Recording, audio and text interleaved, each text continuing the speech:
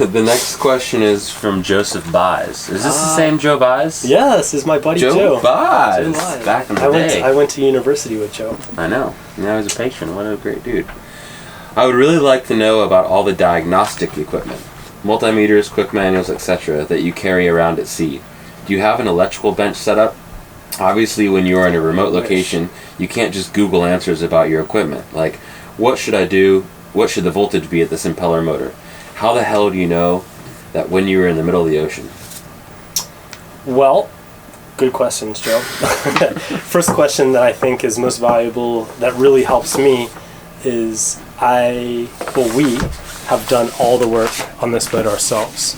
So if something goes wrong, we know where to troubleshoot from, whereas I think if you have it installed for you, then you're losing all that knowledge and perhaps some frustration of the install, but I think you're learning a lot doing that. So I sort of know how the system works. I think everybody knows a little bit about how the system works and how to troubleshoot it. I wish I had an electrical bench, but there's just not room. What I have is an electrical box. Mm-hmm. Maybe I'll go grab it real quick and show all the goodies that are in there. It's a good box. It disappears into the light. Okay, this is my... How many times have you seen me pull this thing out? The box. This is the electrical fishing box. So it's in a sad state right now because I knocked it over putting it away and everything spilled into the bottom, which is a little bit sad. Most of my gear, I'm just going to pull out the things that I use most often. Soldering, wire strippers. So just about everything you need to fix most electrical problems is going to be in here. The most important thing by far is a good multimeter. So this is cheapo. I think we got this one in Australia. It was like $20 or something like that. Measures DC, AC voltage, current, ohms. Pretty standard. This one I got specifically because it has this current clamp on it. So it does the same thing as this, except you can clamp this around a wire and it will give you current passing through the wire without you having to interrupt the wire, which for big AC stuff is actually just not possible. So if you have your choice, I would get something with a cable clamp on it, although I probably use this one more, but this is a good backup. Some other things we have in here that is super handy.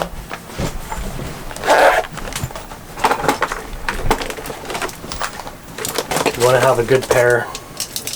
These guys are ridiculously expensive, but they will make your life so much better worth it. So this is a pair of crimping pliers along with a wire stripper, and these guys basically will crimp any number of types of connections, which I have a bunch.